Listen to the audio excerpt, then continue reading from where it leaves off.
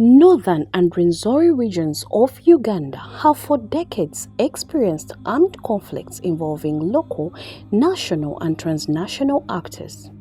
In both regions are thousands of victims that have suffered immense physical and emotional scars, whose mobility and social life is forever impeded and are confronted with numerous complicities in the aftermath of the violence and destruction. Anu beri piara bu ngwen wi ngwen en ara ye di maka na ti di maka pari yo ci a ci ara beri kono ano a on ma pat ba ka wa meri bero ci dan kono kar ma da dugu gu maraj ano a wano beri piara bu ngwen wi boro ye no teme ne anu ne anu bero kar ma mon pagamento ginowa ma wa titero ci o mo nya ta ka ko mo en to chan ma ke chera ke ti chan ma ti ke kwi ci mana yang pe chang walo ti na ko ber gi ti gang pe kwa kar ma bo bedo kin wan en ni bo bedo ma chal ma buji ci de kar ma dong ju mo ko temo lui gario ci ke riamo gi ki ma ko ke kar ma ke ma ko gi kelu gi no wen bo ro kenyo wek lui mo ke an no kin mu dong en no pe dong ngaro tem lui ci kwanyo dan ma rama bi ci kin ma buj ma wan wor kwet gine u go jari on pa ko ku mer kin ne ko ne ma wan nan kite kar en wo ber ka longe sama dong ber ni ade ki wa ma dong pati mu men mo ken wan dong kwanyo wa ke kin dan ki po wa dong pat wan en ma dan rom mi chen ti kenyo dong o tieno wa te tin ku ber chan ki cher ko eto ko wato pe dong wa po dong wa tu ko wa kid bum gil taw ti kenyo dong wa tu cha ko dong wa ma luenyo pa ka anda mer gino wa no kenyo ka bir ma gilwon biyo ka ma dong wa luenyo ki renyo luenyo lo wa renyo dugu anong ka wa dong pa dong ro mo ngai ti dong wa yore go beru dong ki cha ko ku cha dong chơi ka ma ku chơi jing cha ko kwanyo wan go beru dan ma ro piari we bo ngwan ma ki ma ko ki te i od yat en do chako lo ke dong dan ma ke ma ko ki den dong fa dong nek gi ki me ke nan ngo ga man go ko gi ka en ni wano chang an dong tiana dong po be ki la ben ki lu ki karo pa ka dong me ngun na ka ma dong wa chang en reporting gulu ki to dan ma ke ma ko gi ben cho ko be ni ci dong en ke report gwe i district go ci dong gi ka ma dong wano chang ki ti wa dong ki lo gusko waluyo ngaba ndumuka obiri we chiro bakije baturumbe wetu muka nyo bandwara mu Kisaka bandwarayo batunyaga hati obungaba ndiyo natorokayo obunarugireyo nasanga muhanda alo mulande maini yander aho natugira kisidembi hati banyu haho bandwara hairwaro Diyan teme mahali wale yo ngwan beru mere luen mo beru tie je tano wake pa ma tak an be beru kol en utem ge jima madwa ta bidong be an be beru kem jo ma no rap wana chilo tira ke kara chilo tira ndang ti ni kara kara ni ti chilo mana en gian no tema ano kidong ana chiere i mwara aliwario mwara piara bo ngwan wi beach a driela re obiono maga uno ati kwan furuna kara P5 kwan tama chen go maga itame rio ne ma karma ana chiar don kono peke ma pol ma ber ka none ki kono mwara aliwa piara bo ngwan wi beach enoni ma be fora ber kono du beach ken ki chelo guchelo te mana ikare na ber ki gwaga 6 bay due marama ngwan ka e don kom ken dano ikene mwara piara bo ngwan wi bichel piara ngana bero ki chelo emanti akany fururinho iguara kar manak mater due rio mo mete ki beru daga elare yani bere enini piara bo ngwan wi abor I piar bu ngwan wi abor ni ki chelo bera en meti nan enini no to li tup kara eno to ni tupi uno pian ki chelo ki bom ti se planta ne matian tian kar no donyo ti enene ku chano balo chia enini ini edong madong ti matek lo ne en kara ta pele eni kara chel mo no donyo ti uchung I le ma diep enini mada chango lo weng da ka da po ne gini ka tie da kan balo chia eno pe ye dong ni mi odo gyo cha dong dole no chia ti marom ikene ma ali wario ka chel mi bien yario ki chelo tiana en ma eni obero ki Uganda kan tela duong and ami chel tiana no kar mugulele edi ma te chu warle mugume ta jo dong ma te tere ni do lo chok no dong wan ko e burle no karo wa ko chiki tamani o mior ki ngale ni ka wer tiana chao yo chiki magame maga ki tama kan kiren chunya to rueni dong e wero para dong be umiri ki top ko porke beru kar ngej no pe pura tere tu po gino teme no ati dwe angwa ena ge go an ni mamana irong be na wala kirong kero ge go akere anu chunya ruenyo ka chelo ge mamana marong ge go kere bacher ge beru kere gere me o wechane no kumana pe yot twa ma kero te ko kere ko na ta ma wi rem ka beru wichen keran ri no ma chwe rem ge come ma wi ge come ka ma ge go ni pa win ma ba lo rem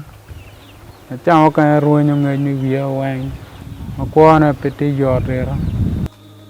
I thank God for having protected me from this. We got a very big struggle and danger that was brought by the ADF here in Nyakugando. The ADF came, it was 18th July 2023, and they passed here and they went to the neighboring school. So we as citizens, we had bullets, and we are wondering what has happened. So in just a few minutes, they came and reached my house. They knocked my door until it was a break, and they caught me up and tied me to the ground.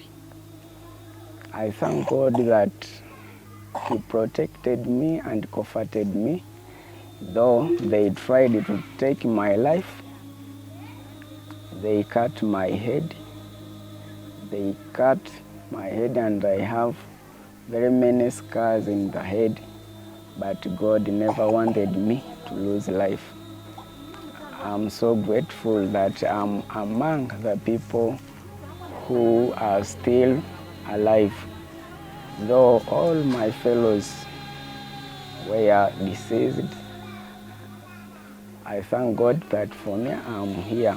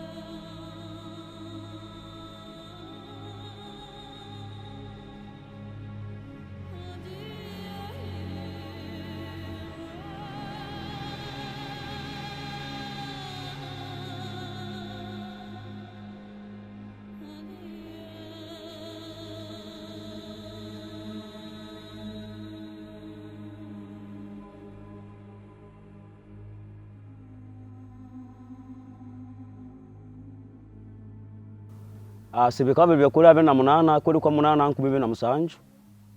tugende mu musere gwatu munga family garden ne twandi kutongera bizibu bya bomu twagesanga yare mataka so antuna korara nibo bomu igitwa yage bakugati twage kuma kwasikana kitikina hayo no mora mbeto ya twabo distance beto by hit ya muroro kyara kabomu ya korake ya mpora kando sukote bomu ikosa kompora nga family tukama tate makisakana mupanga kumala kutamaki sakana mupanga twakiokia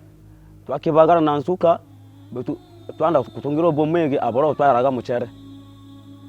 so obomege yampo yo bakarigisa kontwala mu spatala ya Bondobogo main hospital. My name is Francis Tohaise and I work as the Executive Director of Rwenzori Forum for Peace and Justice, RFPJ. RFPJ is a national civil society organization that has for decades remained committed to promoting values of peace and justice. As we've heard from victims of conflicts in northern and Rwenzori regions of Uganda, the ADF and the LRA conflicts thrived on using violence as weapons of war. And violence was specifically used to target non-combatants, including women and children. In this targeting, sexual violence was used, as well as physical and emotional torture. And as a consequence, these non-combatants have sustained scars. And unfortunately, they have to live with these scars for decades to come.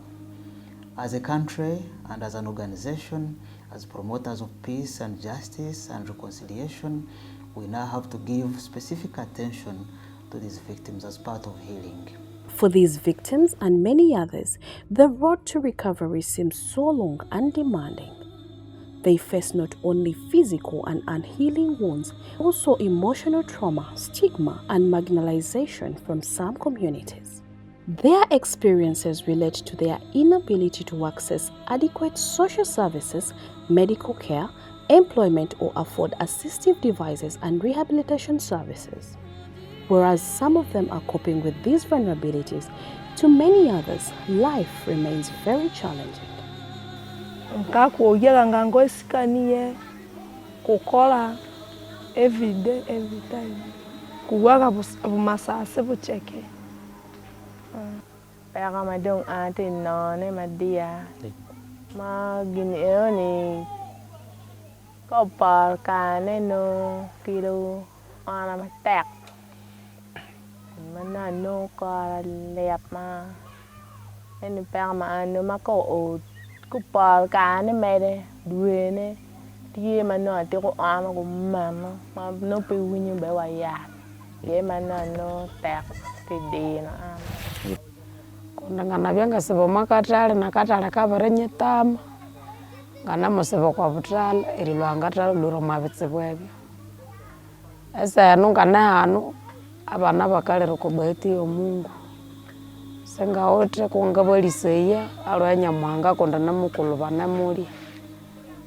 esa hanu ne bana musanjo ngabulanga ngabakolere chine bakaronde school fees. Makamada chakuri kere juatwa chakuyata oni chok kiar kiri lumi buru kiri kenywa kyato wan juatwa makali bari o kabiche kere ngora itiara kere ngoli kora ko wen no remata pu made di me ko pu pe yana mo ka kana mi ala tempe der be pe we gien ma gum we kan pe la kana ba dul mana gen mi ko kwanya do gen mi ko nen ka mo nyogi mo ma ke miu ma ore ko nga ber ke ma bebe nyogo en kere at kere ngom enu ka no ka mo ngoma ro ko nyeke ro de ke bar ke ma ko nyeke en siam enu do. In the second segment, victims will continue narrating their challenges and what needs to be done to have them addressed.